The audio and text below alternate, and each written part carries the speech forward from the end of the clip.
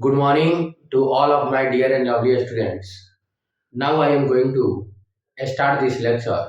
Under this lecture, we have to study about the bijective function and surjective function along with into our non-surjective function. और इसके साथ साथ हम लोग को बहुत सारे प्रैक्टिस प्रॉब्लम को भी क्या करना है, सॉल्व करना है। तो रिलेशन एंड फंक्शन के इस लेक्चर में हम लोग को बाइजेक्टिव फंक्शन को पढ़ना है। बाइजेक्टिव फंक्शन को जानने के लिए हमें सर्जेक्टिव फंक्शन और इंडू फंक्शन दोनों को जानना क्या है, जरूरी है। ठीक, तो बाइजेक्टिव फंक्शन का डिफिनीशन क्या है, इसको देखते हैं। The function which is both on one and on two is called bijective function. यानी वैसा फंक्शन जो ऑन वन हो और ऑन टू हो, उसको क्या बोलते हैं, बाइजेक्टिव फंक्शन बोलते हैं। तो वन वन फंक्शन किसे कहते हैं, यानी इंजेक्टिव फंक्शन किसे कहते हैं, ये हमने कल देख चुका था। और आज हम लोग को देखना है, इसके बहुत पहले लेक्चर में ही बता गया कि ऑन टू फंक्शन क्या होता है, इनटू फंक्शन क्या होता है, लेकिन उसका हम रिकैप भी करा देते हैं। ठीक है, तो देखेंगे कि ऑन टू फंक्शन या सर्जेक्टिव फंक्शन किसे कहते हैं, उसके बाद इनटू फंक्शन या नॉन सर्जेक्टिव फंक्शन किसे कहते हैं। ठीक, तो जब रेंज को डोमेन के बराबर हो जाए, जब रेंज को डोमेन के बराबर हो जाए तो उसे ऑन टू या सर्जेक्टिव फंक्शन कहते हैं। और जब रेंज को डोमेन के बराबर नहीं हो तो उसे इनटू या नॉन सर्जेक्टिव फंक्शन कहते हैं। और इसका मतलब वैसा फंक्शन जो वन वन हो और उसमें कोडोमेन रेंज कोडोमेन के बराबर हो जाए तो उसको क्या बोलते हैं, बाइजेक्टिव फंक्शन बोलते हैं। जैसे एक एग्जांपल के द्वारा समझते हैं। ठीक, तो यह सेट ए है और यह सेट बी है और इससे एक रिलेशन, एक फंक्शन एफ डिफाइंड है। ठीक है, अब देखिए इसमें 1 है, 2 है, 3 है और 4 है। इसमें अल्फा हो गया, बीटा हो गया, गामा हो गया और डेल्टा हो गया। ठीक है, अब देखिए 1 1 होने के लिए क्या होता है कि every element of set B, यानी सेट बी का प्रत्येक एलिमेंट सेट ए के एक ही एलिमेंट के द्वारा हिट होना चाहिए। ठीक, तो समझिए अगर ए डेल्टा के द्वारा रिलेटेड है, 2 गामा से रिलेटेड है, 3 अल्फा से रिलेटेड है और 4 बीटा से रिलेटेड है। ठीक, तो अल्फा, बीटा, गामा और डेल्टा सेट ए के एक ही एलिमेंट के द्वारा क्या है, रिलेटेड है। या यानी सेट ए के एक ही एलिमेंट के द्वारा तीर मारा गया है सेट बी के प्रत्येक एलिमेंट। ऐसा नहीं है कि सेट बी का कोई भी ऐसा एलिमेंट हो जो सेट ए के 2 एलिमेंट के द्वारा तीर खाया हो। ठीक, तो उसको क्या बोलेंगे, इंजेक्टिव फंक्शन बोलेंगे। क्या बोलेंगे, इंजेक्टिव फंक्शन बोलेंगे या वन वन फंक्शन बोलेंगे या वन टू वन फंक्शन बोलेंगे। अब बात है कि ऑन टू फंक्शन किसे कहते हैं। तो ऑन टू फंक्शन जब कोडोमेन जब रेंज कोडोमेन के बराबर हो जाए, तो इसमें जो रेंज है वह क्या है, कोडोमेन के बराबर है। यानी range is equal to codomain. Range क्या है, कोडोमेन के बराबर है। तो जब रेंज कोडोमेन के बराबर हो जाता है तो उसे सर्जेक्टिव फंक्शन या ऑनटू फंक्शन कहा जाता है। और जब रेंज कोडोमेन के बराबर नहीं होता है तो उसे नॉन सर्जेक्टिव या इनटू फंक्शन कहा जाता है। इस पर विशेष चर्चा हम लोगों ने पिछले लेक्चर में ही कर चुका है। ठीक, अब हम लोग को क्या करना है, प्रैक्टिस प्रॉब्लम को देखना है। तो सबसे पहले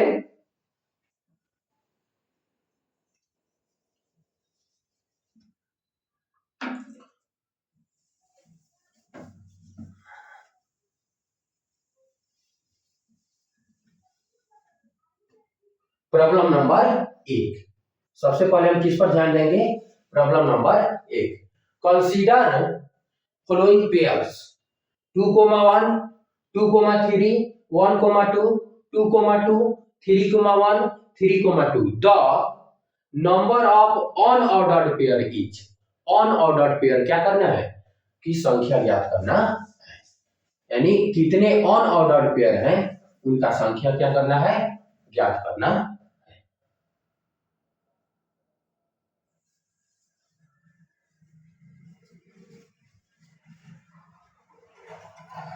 तो ऑर्डर्ड पेयर किसे कहते हैं, जिसमें ऑर्डर क्या हो, और अनऑर्डर्ड पेयर किसे कहते हैं, उसको हम लोगों ने रिलेशन और फंक्शन के शुरू के लेक्चर में ही ने अच्छे से पढ़ा था।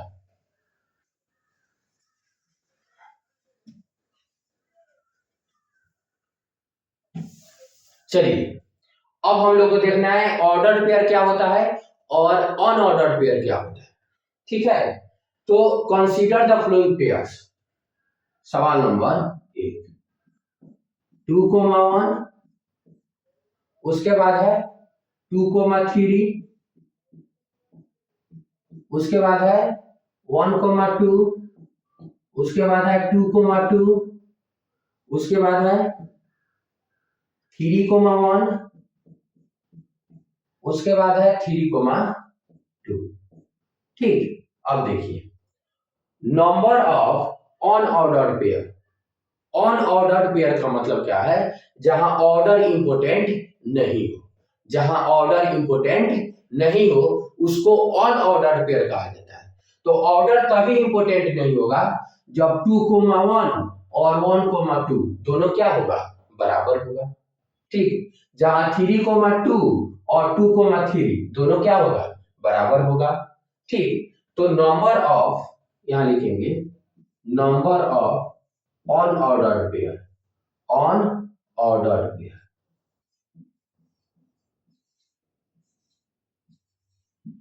नंबर ऑफ अनऑर्डर्ड पेयर क्या हो जाएगा, ध्यान से समझिए। 2,1 और 1,2 दोनों क्या होगा, एक ही होगा, तो इसको 1,2 लिख सकते हैं। उसके बाद देखिए 2,3 और 3,2 दोनों बराबर होगा, तो 3,2 लिख लिए। उसके बाद देखिए 2,2 और 3,1, तो कितना हुआ, 1 2 3 4, कितना होगा 4। तो हमारा ऑप्शन सी क्या हो जाएगा, करेक्ट ऑप्शन हुआ। ऑप्शन सी क्या हुआ, करेक्ट ऑप्शन हुआ। अब है सवाल नंबर 2। सवाल नंबर 2, इसको क्या करते हैं, मिटा देते हैं।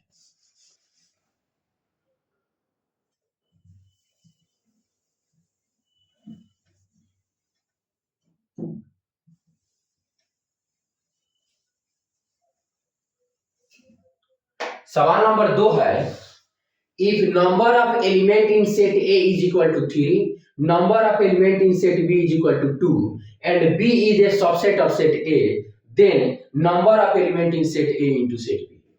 ठीक, तो number of element in set A cross B क्या होता है, number of element in set A into number of element in set B। तो number of element in set A कितना है, 3, और number of element in set B कितना है, 2, तो 3 दूना 6, 3 दूना 6, तो बी का 6 आंसर यानी option number D is correct. Option number D क्या हो जाएगा, सही हो जाएगा। अब सवाल नंबर 3, सवाल नंबर 3 क्या होगा, ध्यान से समझेंगे।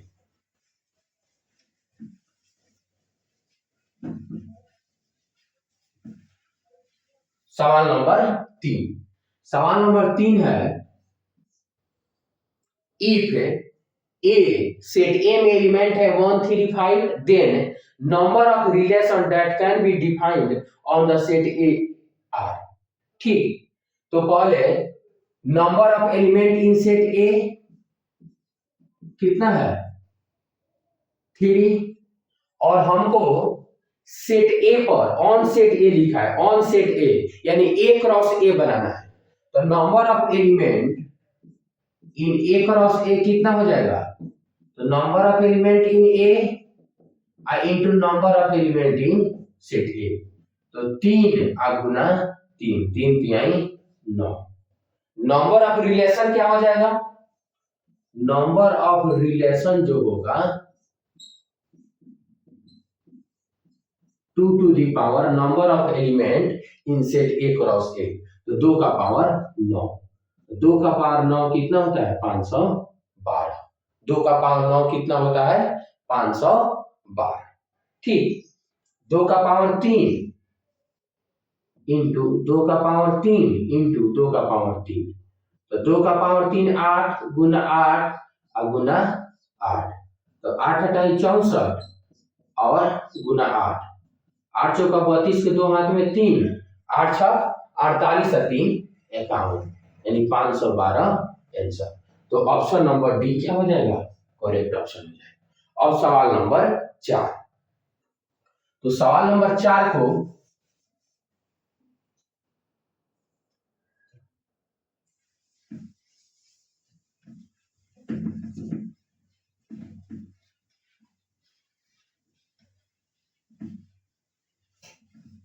सवाल number 4, if some of elements of A cross B are given, यानी ए क्रॉस बी के कुछ एलिमेंट दिए गए, जैसे x पी, ठीक है, p q r s, the minimum value of n number of element in A cross B. ध्यान से समझेंगे, ए क्रॉस बी का सवाल नंबर 4, ठीक, एक सेट ए है, एक सेट बी है, ठीक, और ए क्रॉस बी बनाया गया है, ठीक है, तो जो पेयर्स मिला है वह क्या मिला है, x पी, उसके बाद पेयर है p q, उसके बाद पेयर है r s।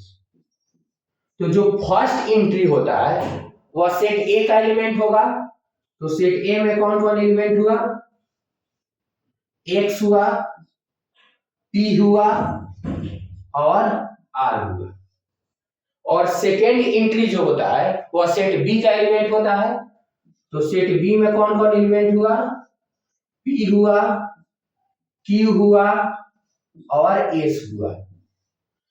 यहां number of element in set A कितना हो गया 3, यहां number of element in set B कितना हो गया 3, इसलिए number of element in A cross B क्या हो जाएगा, number of element in set A into number of element in set B, तो कितना है 3 गुना 3, 3 3 का 9, 3 3 का 9, ठीक है।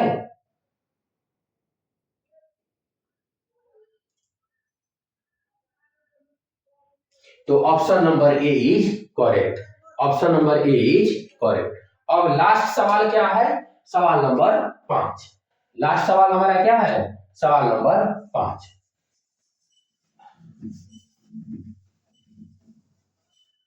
अब सवाल नंबर 5 क्या है, ध्यान से सुनेंगे, if A cross B is equal to p q, p r, m q, m r, then number a and b r, a and b r क्या होगा, यानी जो फर्स्ट एंट्री होता है वह सेट ए का एलिमेंट होता है, जो सेकेंड एंट्री होता है वह सेट बी का एलिमेंट होता है, तो सेट ए लिखना होगा, तो हम कैसे लिखेंगे, p p m m, तो p और m, p और m, सेट बी का एलिमेंट क्या होगा, सेट बी का जो एलिमेंट होगा,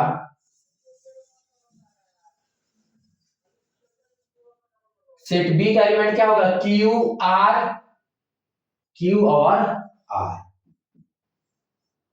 Q और R, ठीक, यहाँ Q है, यहाँ R है, फिर यहाँ Q है, यहाँ R है, then A and B is, तो ए कौन है और बी कौन है ऑप्शन देकर बता देना है।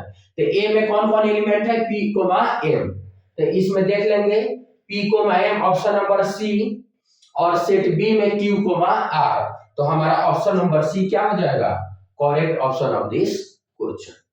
ठीक है, इसमें पी कोमा एम सेट एक एलिमेंट होना चाहिए, इसमें आर है ये भी गलत है, इसमें क्यू है ये भी गलत है, इसमें भी आर है ये भी गलत है, तो ऑप्शन नंबर सी में पी कोमा एम है, सेट बी में क्यू कोमा आर होना चाहिए, तो सेट बी में क्यू कोमा आर केवल और केवल ऑप्शन नंबर सी में है, तो option number C is the correct option of this question.